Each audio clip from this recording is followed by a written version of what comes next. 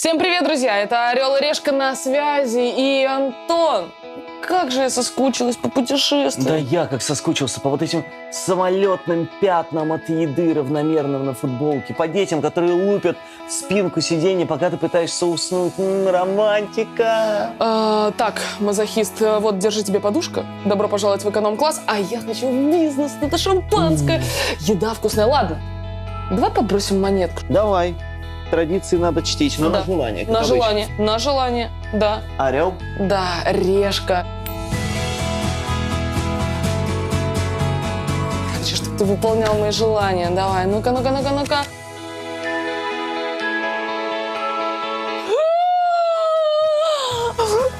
Ну все, бойся. Соскучились по приключениям? Сегодня вместе с друзьями Орла и Решки Привет, ребята! Всем привет! Всем привет! мы побываем в городе вечного лета – Рио-де-Жанейро. Проведаем пляжи, проберемся в запретные для обычного туриста фавелы и попробуем кашу из гигантского фрукта. Из Рио мы перенесемся в будущее, в невероятный Сингапур. Stand at least 1 meter apart. Thank you. А потом отправимся через казахстанские степи искать приключений на чудо-озере Балхаш.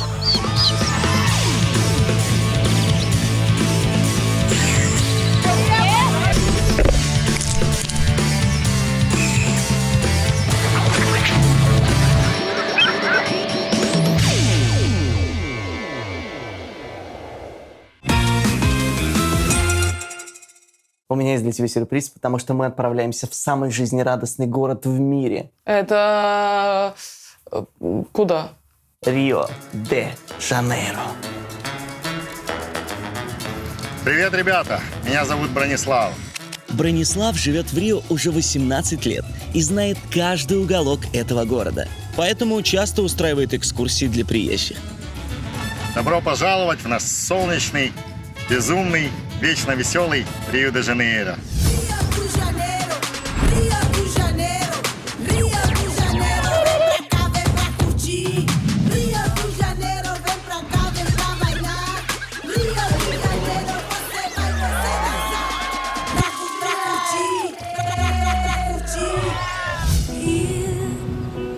Когда смотришь на Рио с высоты, понимаешь, все, что говорят о красоте Рио, не преувеличение, а чистая правда.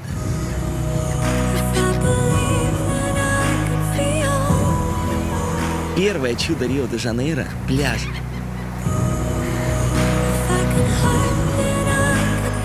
Вдруг пляжи обрываются и вырастают поросшие джунглями горы,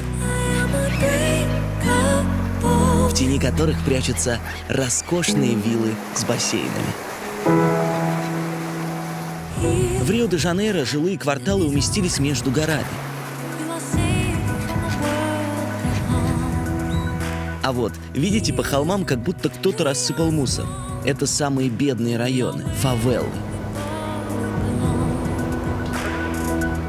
И снова длиннющие белоснежные пляжи. Они растянулись по побережью Рио аж на 90 километров. Леблон,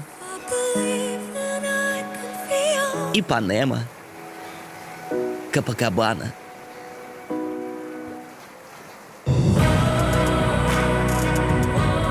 И за всем этим великолепием с горы Корковаду наблюдает статуя Иисуса Христа. За моей спиной всем известный пляж Копакабана, и обычно он завален местными жителями кариоками и туристами. Копакабана – это широченная полоска нежного песочка. Океан заигрывает легкими волнами.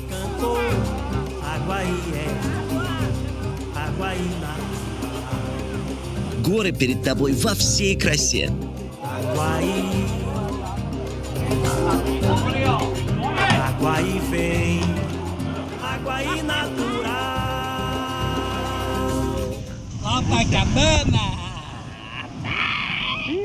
А сейчас он выглядит вот так.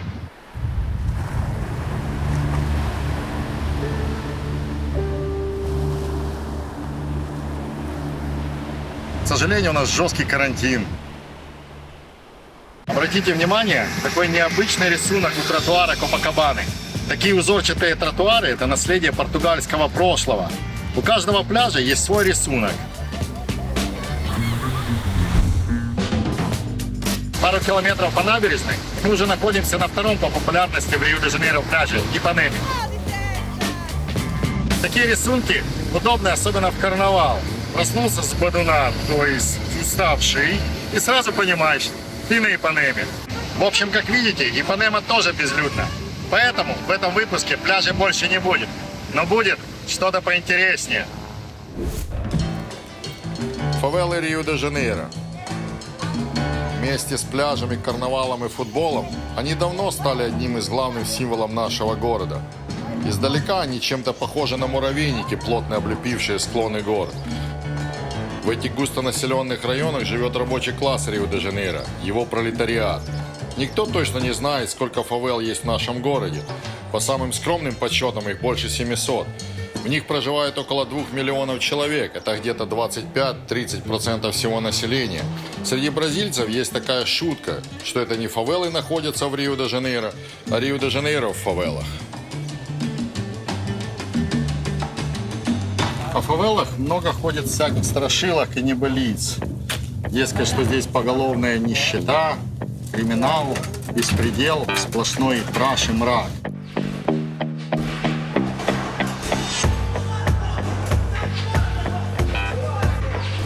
Но ты бывал там, где... А? Нет. И так в фавелах опасно. А во время карнавала, когда там куча туристов, и каждый хочет у тебя, бедняк, отобрать телефон и приставить нож к горлу, в общем, мы туда не сунулись. Мало кто знает, что на самом деле происходит в фавелах.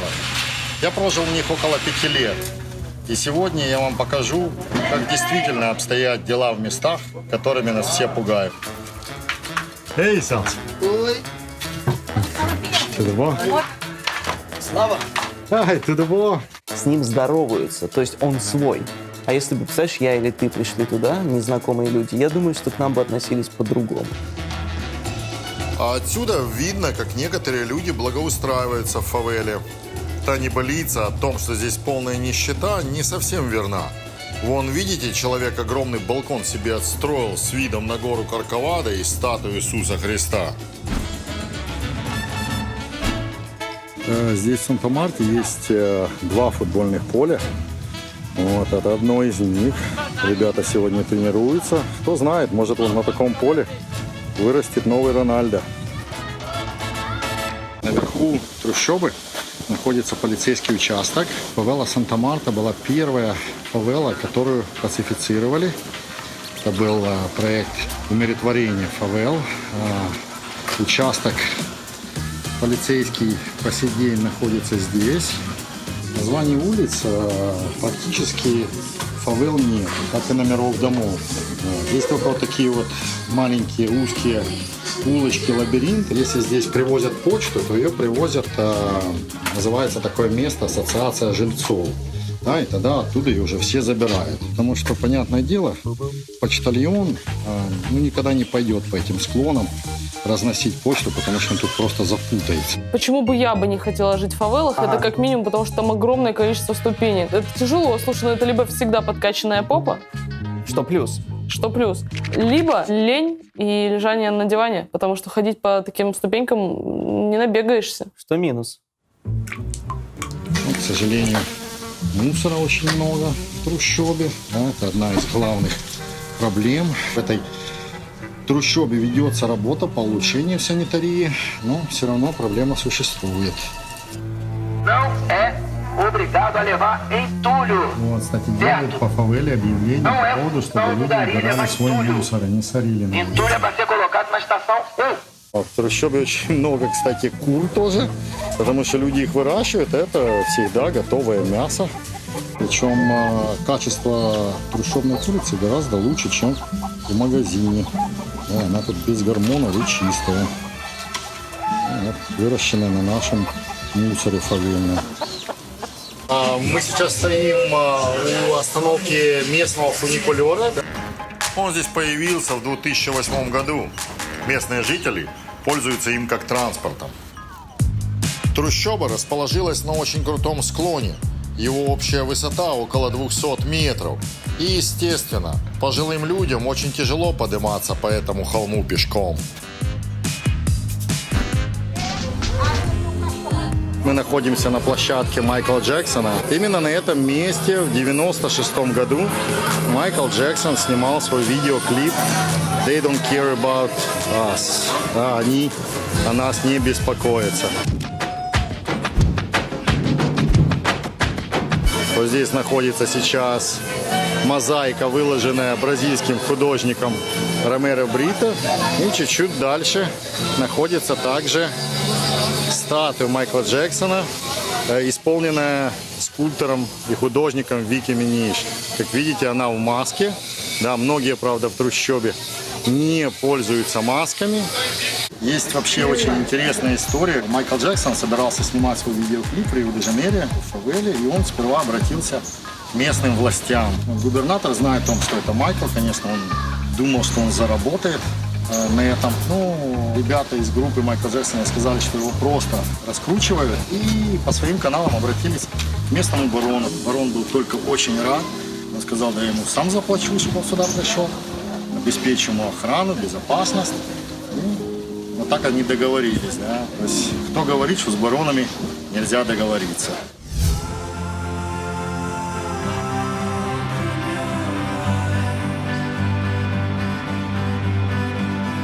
Жители фавел называют город, вот это внизу, то, что вы видите, представители другого класса, да, они это называют асфальтом. А у них, значит, где они живут, это холм.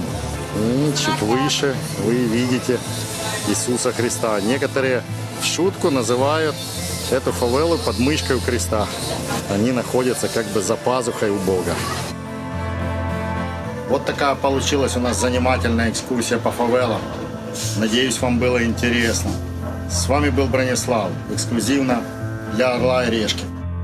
Мне кажется, Бронислав вот так очень солнечно рассказывает о фавелах. Я не уверен, что там настолько все круто. Да. Просто ощущение, что нас будет смотреть босс мафии Санта-Марта, и поэтому Бронислав фильтрует. Есть еще, кстати, я бы еще посмотрела что-нибудь. Про Рио можно говорить бесконечно. Давай, смотрим. В Рио-де-Жанейро есть лес Тижука. Это второй по величине городской парк в мире. Почти 4000 гектаров тропического леса с прудами, озерами и водопадами. Я знаю одну общину в самом сердце леса Тижуки. Эта община называется Вале Инкантада, или Очаровательная долина. За долгие годы проживания в природе они научились готовить блюда из лесных продуктов. Сегодня мы с вами попробуем кашу из джекфрута. Otávio. Opa, tudo bom, Bruno? Tudo bom? Tudo Bom te ver. Como vai? Tudo bom, bom. Bom você chegar aqui, o Vale Encantado. Вот это Отавио, он лидер общины Вале Инкантада. Он приглашает нас пойти в лес и отыскать джекфрут, из которого мы будем готовить кашу. Пойдемте. Как вы видите, в тропическом лесу без мачете никак не обойтись. Только не хватает, чтобы динозавр выскочил отсюда. Разыскиваем джекфрут.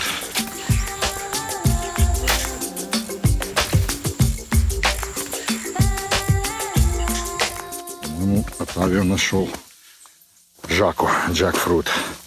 Вот он нашел. Вот такая вот жака. Да, вот так вот она выглядит. Вот она вот течет, очень сочная, да. Вот джекфрут для вас только что Отавио сорвал. И с него мы будем готовить кашу из джекфрута. Фрукт, он не уроженец этих мест, он не отсюда. Его в свое время завезли португальцы, когда пересаживали Тижука лес из Азии. Он хорошо очень прижился. И вот теперь он является одним из источников. Да, они питаются им, этим фруктом. Интересно, что вот если вы видите, ну, такой здесь липкий сок, да, у бразильцев есть такая поговорка, которая называется «пена жака» или «вступил в жаку». Да? У нас обычно вступает в другое место. Интересно, но у нас как бы из другого места не варят кашу. А тут вступил в жаку. Будь Да, добр, ешь. и ешь кашу теперь.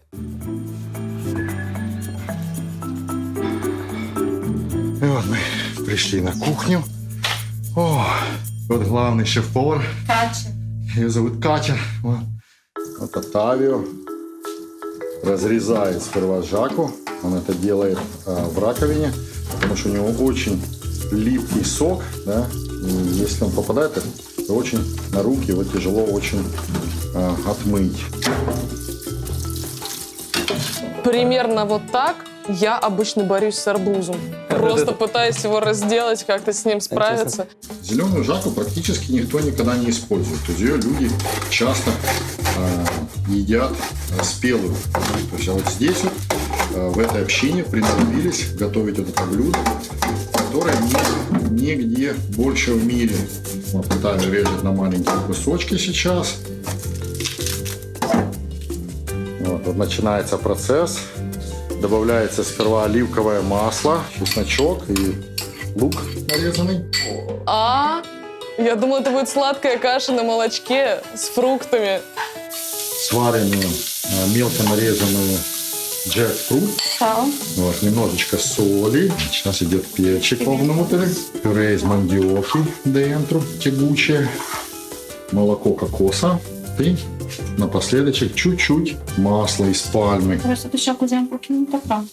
Надо только немножечко еще на огне оставить, и уже готово. Все. Ну вот, ребята, наконец-то наше блюдо готово. Бободжи жака. Ну вот мы сейчас его попробуем, как это делают бразильцы. То есть сперва нужно положить рис, сверху добавляется бободжи жака, каша из джекфрута. Все, я сломалась, извините. Каша в кашу, да? Мы так... Но это для нас кулинарный шок. А в Бразилии вообще любят смешивать гарниры. То есть взяли там кукурузу, фасоль, смешали. Взяли картофель, горошек, смешали. И вот так. То есть для них это блюдо и блюдо. Давайте попробуем, как оно на вкус.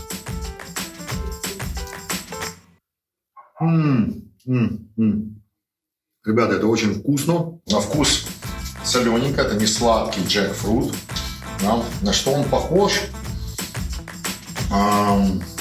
Даже тяжело описать. В каше чувствуются кусочки джекфрута, которые на вкус напоминают чем-то вареный патиссон.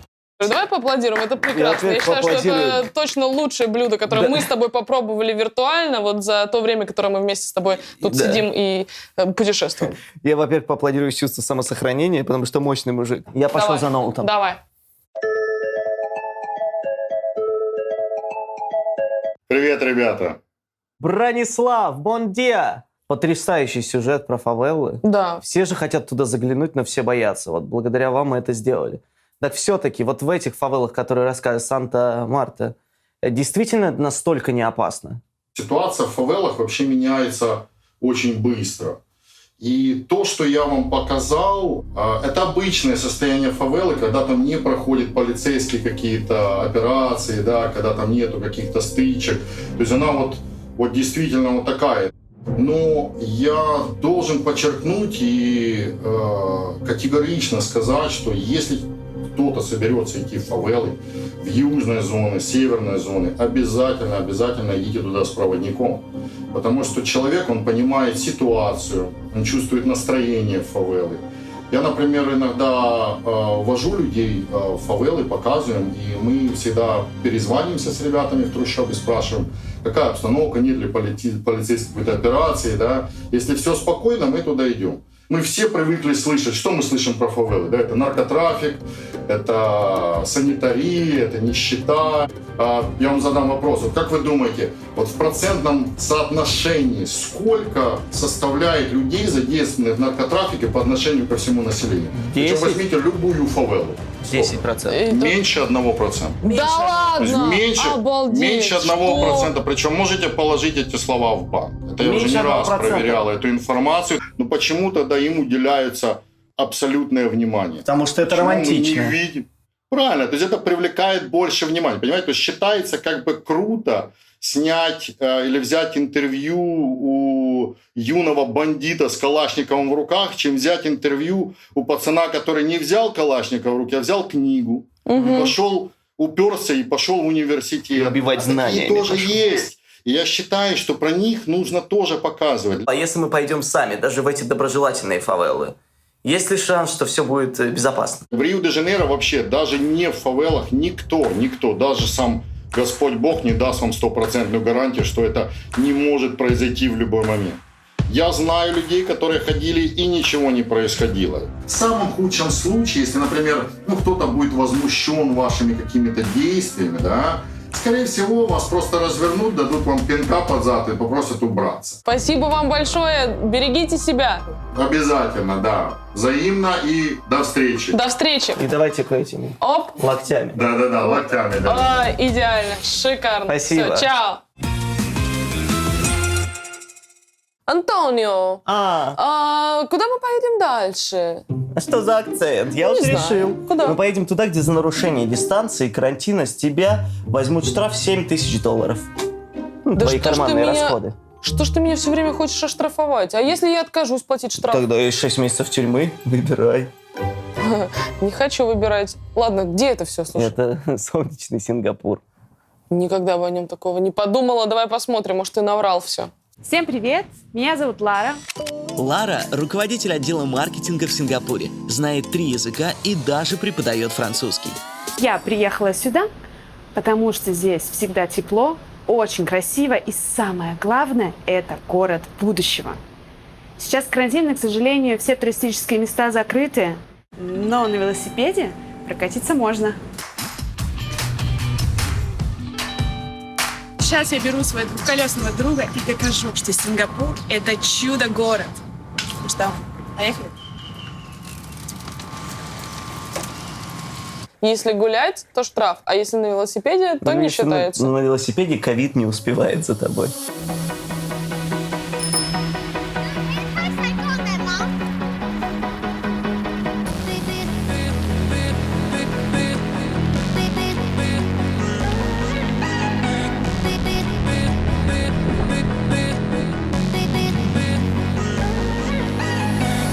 Сингапуру в этом году исполнится 55 лет. Невероятно, как за это время изменился этот город, пройдя огромный путь от скромного рыбацкого порта к одной из самых развитых экономик мира.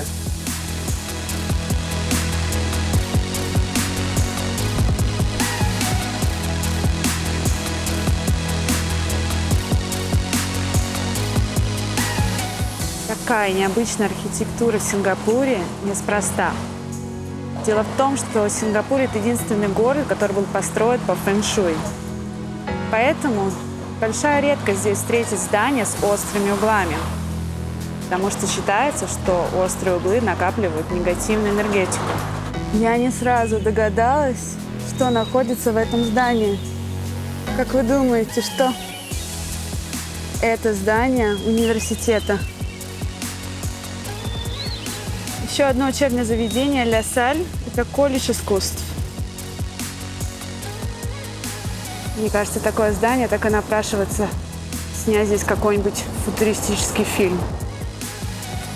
Да минимум Интерлейс. Первая ассоциация, когда я вижу это здание, это гигантская дженга. Но это не случайное нагромождение бетона. Блоки поставлены специальным образом, чтобы дать свою порцию вида каждому жильцу. Вот это я понимаю архитектура. Слушай, посмотри, а. Ты знаешь, что помимо того, что это город будущего, Сингапур – это же и город, и государство. Да, но это 100% самый большой город-государства. Вот здесь я могу поспорить. А никто с тобой не спорил. Страна площадью всего 721 квадратный километр разместила у себя более 5 миллионов человек. И власти Сингапура стараются максимально использовать имеющееся небольшое пространство для его озеленения. Деревья здесь встречаются не просто на каждом шагу. Они растут на крышах небоскребов. Смотрите. Кстати, а вы знаете, что по закону в Сингапуре каждое строение на 30% должно состоять из зелени? Tree House или Дом дерева. В 2014 году он был занесен в Книгу рекордов Гиннесса за самый большой в мире вертикальный сад. А на крыше уникального комплекса установлена специальная система для сбора дождевой воды для ландшафтного орошения и поддержания уровня воды в искусственных прудах. Не это ли чудо? Смотрите. Ну вот это очень красиво. Посмотри, глянь, все в зелени утопает. И только подумайте, что эти растения частично заменили кондиционеры. Каждый год экономится примерно $400 тысяч, вы представляете? И это еще не говоря о благотворном влиянии на экологию. Сингапур – один из самых чистых городов мира. Очень редко встретишь мусор или грязь какую-то на улице. Смотрите, как тщательно убираются улицы. На улицах такая чистота и порядок.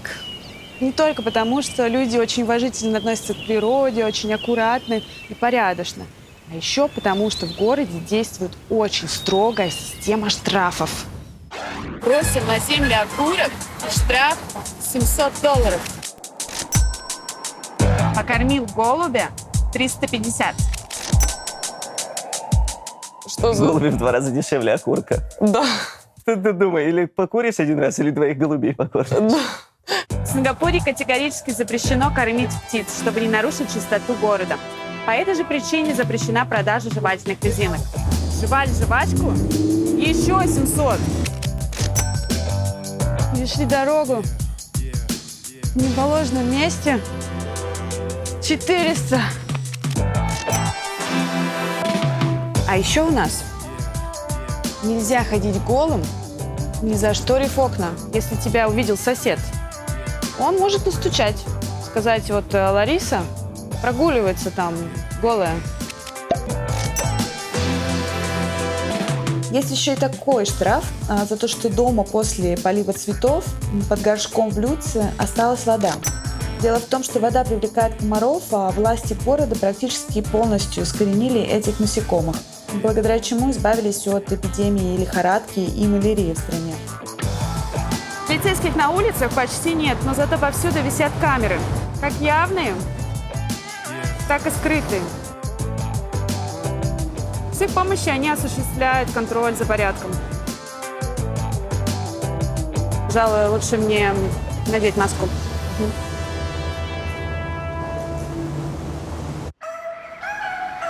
В Сингапуре очень редко бывают пробки. Для этого здесь созданы все условия. Здесь хорошо развит общественный транспорт. И иметь свое авто – это очень дорогое удовольствие. Необходимо на специальном аукционе купить разрешение на право управления автомобилем. Знаете, за какую стоимость? $20 тысяч. И выдается оно всего на 10 лет. Чего? Что? За $20 тысяч можно купить машину. Да, причем неплохую машину. Сами автомобили за счет пошлины стоят на 180% дороже обычной стоимости. Вы только подумайте.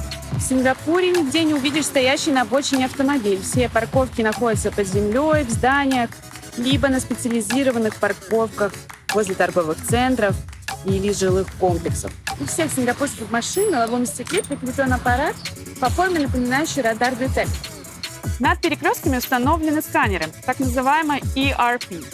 Каждый раз, когда по таким сканерам приезжает автомобиль, городская система контроля за движением понимает, сколько машин заехало в квартал, а сколько выехало. Плюс не нужны шлагбаумы на въезд на парковку и платные дороги. Оплата списывается автоматически. В одном из парков Сингапура ходит собака-робот. Он измеряет дистанцию между людьми и предупреждает о карантинных мерах. Он находится в этом парке. Пойдемте скорее посмотрим. Вау, вот это робот! Это просто чудо. Let's keep Singapore healthy.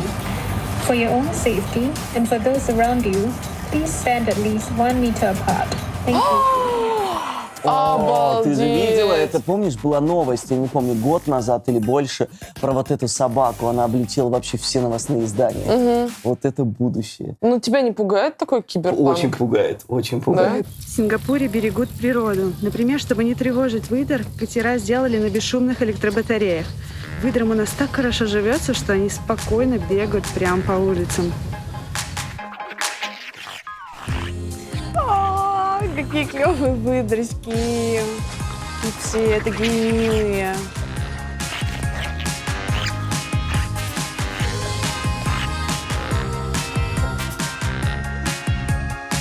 Выдры спят, держась за лапки, чтобы их течение не отнесло друг от друга, иначе они на всю жизнь потеряются. Да И они вот ладно? так засыпают, да, держась за лапки. О, это мило. На фоне одного из самого красивого моста в мире хочу вам сказать, что Сингапур, он уникальный. Он уникальный во всем. Здесь уникальная еда, здесь уникальная архитектура, здесь живут уникальные люди. И этот город-страна интересен как для туриста, так и для человека, который бы хотел сюда переехать или пожить какое-то время. Поэтому обязательно приезжайте сюда. Здесь много чудес. Одно из самых популярных блюд Сингапура – это чили-краб. Кстати, в 2011 году блюдо чили-краб был включен в список 50 самых вкусных блюд мира. Каждый турист должен обязательно попробовать это блюдо. Кстати, стоимость такого блюда 78 сингапурских долларов. Вместе с ним тебе выдают фартуки и такие щипцы. В смысле, всем без разбору дарят такие железные... Без разбору. Ну, чем дарят? Ты 56 баксов американских тратишь. История блюда началась в 1956 году, когда уличный торговец Лин Чунги попросил свою жену поэкспериментировать с приготовлением мангового краба. Ранее его готовили на пару. Что сделала женщина? Она пожарила краба, добавила туда томатную пасту, соус чили, для того, чтобы был вкус более пикантный. В таком виде они начали продавать крабовое мясо из тележки прямо на улице. Такой вкус краба людям пришелся по душе, а пара открыла свой собственный ресторан Палм-Бич. Нужно обязательно надеть фартук, перчаточки, и сейчас мы приступим к поеданию. Итак, берем клешни, щипцы. Я понятия не имею, как ими пользоваться, если честно. Я знаю, что в ресторанах, как правило, помогает. Боже мой, они немного скользят в перчатках. Попробуем его разломать. Боже мой. На помощь! Как же они это делают, боже мой? Я уже все заляпала. Но теперь понятно, почему у меня перчатки и фартук. Кстати, этот крабик 800 грамм. В этом ресторане это был самый маленький. Ну-ка я попробую еще раз. Как это? О, да! Вот оно. Так, макаем в этот соус. Вкусно. И, кстати, не сильно остро. Вкус краба, знаете, такой похож чем-то на креветку. Очень нежный, тает во рту. Но весь этот вкус появляется, когда ты именно макаешь крабовое мясо вот в этот соус. Появляется такая пикантность, появляется кисло-сладкий вкус. Ну, в общем, вот этот весь процесс, что поедание, весь такой в перчатках, в фартуке, очень прикольно и необычно. Я обязательно вам советую попробовать это блюдо, когда вы приедете в Сингапур. Спасибо, Лара. У меня разыгрался просто зверский аппетит. Я очень хочу есть. Я реально сейчас понимаю, что да что там крабы, я бы просто быструю лапшу какую-то заточила, остренькую, со вкусом краба, потому что рассказала она про него шикарно. Я собираюсь звонить Ларе и капать на нее слюной. Ларочка! Лара, привет! Привет! Ребята! Расскажи нам, как вообще там дела обстоят у вас? Мы просто боимся спрашивать, боимся нарваться на штрафы. Да. Живя здесь 3 года, общаясь с разными национальностями, людьми, и можно сказать, что нет такого ощущения, что что-то давит, что тебя это ограничивает, что есть какой-то страх. Просто мы знаем, да, что очень строго, что есть какие-то правила, их просто нужно соблюдать, и люди их соблюдают, но без какого-то вот стресса и боязни. Как ты на улице нам засняла целый сюжетище, и при этом не было никаких вопросов, все же карантин? Логика в том, что это спорт, то есть это относится к спорту, поэтому можно не надевать маску, когда ты катаешься на велике. Ну а если ты бежишь, джогинг? Да. То есть, если ты идешь, увидела полицейских и побежала, то ты не убегаешь от полицейских, а занимаешься спортом. Да, есть такое. Круто. Нигде нельзя купить жвачку в Сингапуре? Нет. В магазине? Нет. А ты ни откуда? в дьюти-фри, ни в супермаркетах, нигде. То есть ходят какие-то люди в плащах, и они такие, типа, жвачка. Жвачка, корм для голубей? Такого нет, но вот, как ты показал, есть такое, когда ты сидишь на работе, и твои коллеги, как правило, из других стран, вот они приезжают, раскрывают свои карманы достают запрещенку. Да. Привет Сингапуру. Пока. Привет, Спасибо вам, ребята. Пока. Спасибо. Ты спрашивала? Да. Я отвечаю. Давай. Удивительные факты про Казахстан. Угу. Первое, там празднуют 2 Новых года, и оба на государственном уровне. А второе, Казахстан. Это родина тюльпанов и яблок. Бау!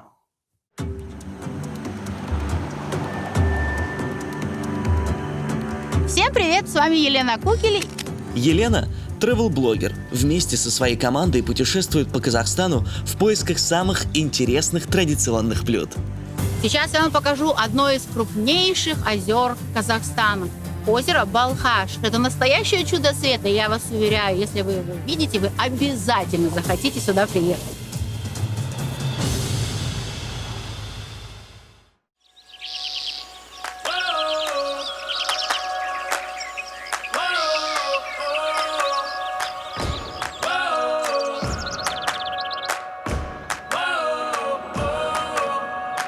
Дорога на озеро Балхаш находится среди степей Казахстана, и она чрезвычайно красивая. А еще здесь водится много интересных животных. Смотрите, это черепахи.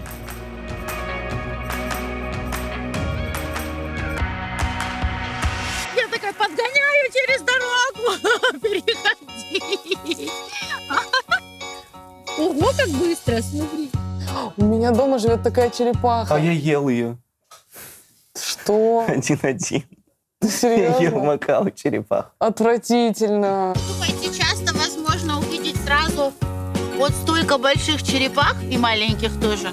Но здесь их много. А вообще черепаха, это называется среднеазиатская черепаха, она занесена в Красную книгу. Хоть их и много, но тем не менее это краснокнижное животное. Знаете, чем отличается среднеазиатская черепаха от остальных черепах? У нее у единственной на ножках 4 пальчика. Видите, 4 ноготка. У остальных по 3.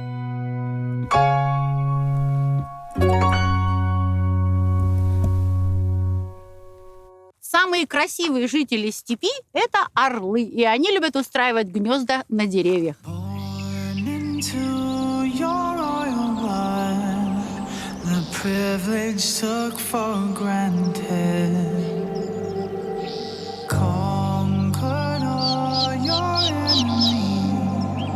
Your prayers will never answer. Dark moon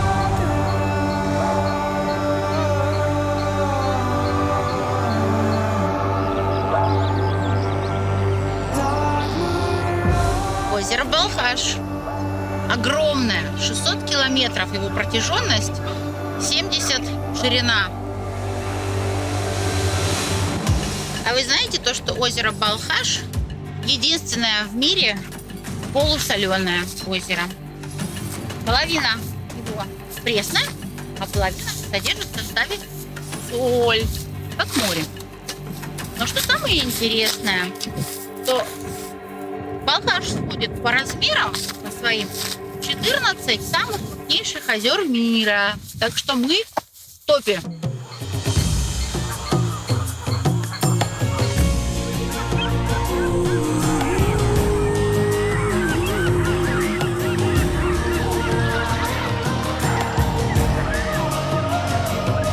Невероятная флора и фауна озера Балхаш, но есть пеликаны.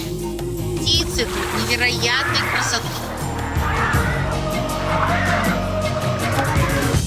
И более 20 видов рыбы живет в Балхаше. Не буду перечислять, какие именно, но есть и белый амур, вот такой. И есть самы, которые там до 35 килограммов.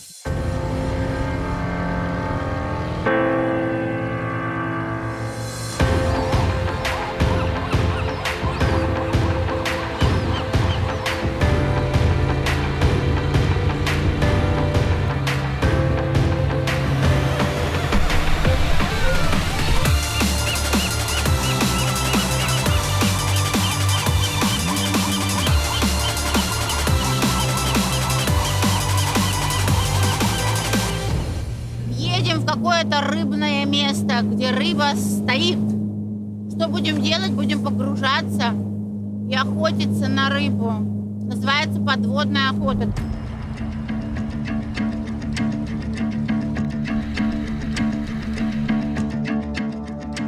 Вообще непонятно, как тут дорогу занимают, потому что сплошные лабиринты, вот такие вот узенькие протоки.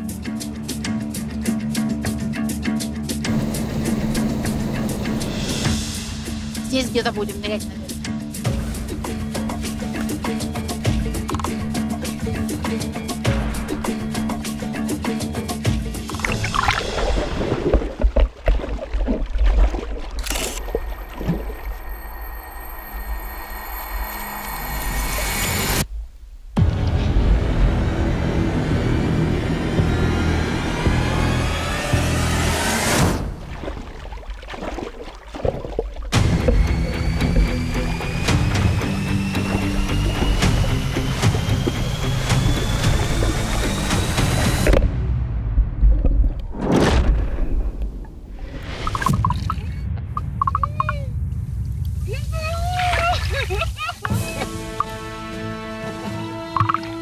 Я выследила и убила белого амура огромного лично. Вот такой огромный, вот такой, вот такой. Сейчас посмотрите.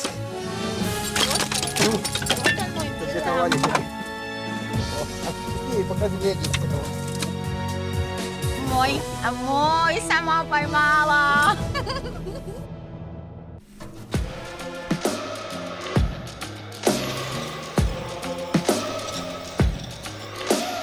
Приятный финал проведенного времени на Балхаше. За процессом ловли и приготовления рыбы попробуем наш коктейль. Это божественно. С вами была Елена Кукель, специально для программы «Орел и решка». Мне кажется, Казахстан — это идеальное место вот для изоляции и карантина, потому что степи огромные, расстояние будет точно между людьми больше 1,5 метра. Да, можно ты соблюдать дистанцию. Соблюдать дистанцию, и при этом нет ощущения, что ты сидишь в клетке дома и тебя не выпускают. Пожалуйста, перед тобой степь. Да. Но вот если мы не едем в Казахстан, пусть Казахстан к нам едет вместе с Леной. Звоним? Давай звоним.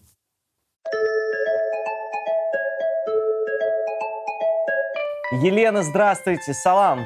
Здравствуйте. Здравствуйте. Мы посмотрели ваши репортажи, потрясающие. Я сама там была первый раз. И когда это все увидела, обалдела. Я и рыб-то таких не видела в жизни больших. Я там победила всех мужчин, которые профессиональной рыбалкой занимаются. Они говорят: ведьма, с первого раза невозможно такое. Я, говорит, наверное, специально на гарпунах посадили. Вот ваши топ-3 самых любимых места в Казахстане. Выше Алматы, на высоте 4000 метров, ледник Туюксу. В Антарктиде, наверное, такие льды только сохранились. Ого. 120 метров, по-моему, толщина. Потом, теперь, безусловно, Балхаш, потому что у меня был такой экспириенс там, и для меня это свои личные переживания с этой охотой связаны. И я думаю, что очень интересным сейчас окажется место, куда мы поедем. Это запад Казахстана, это Каспийское море, а там же есть совершенно марсианские пейзажи. Баджирал, Мангистауская область, Плата-Устюр.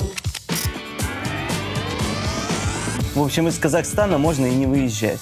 Здорово, Елена, спасибо вам огромное. Мы с удовольствием к вам махнем, как только откроют. Да. Мы к вам.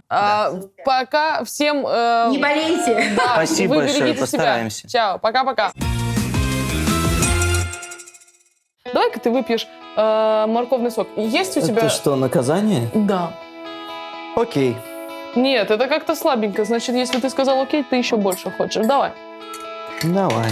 Итак, друзья, я предлагаю попрощаться с Антоном как минимум дня на 3, потому что его ждут невероятные приключения в очень маленькой, уютной комнате, которая называется на букву Т. Но я вот поднимаю этот бокал морковного сока за здоровье во всем мире. Ура! А я хочу сказать вам, друзья, увидимся с вами через неделю. Это был прекрасный выпуск «Орла и решки». На связи. Я скоро вернусь. Стоп. Допью там.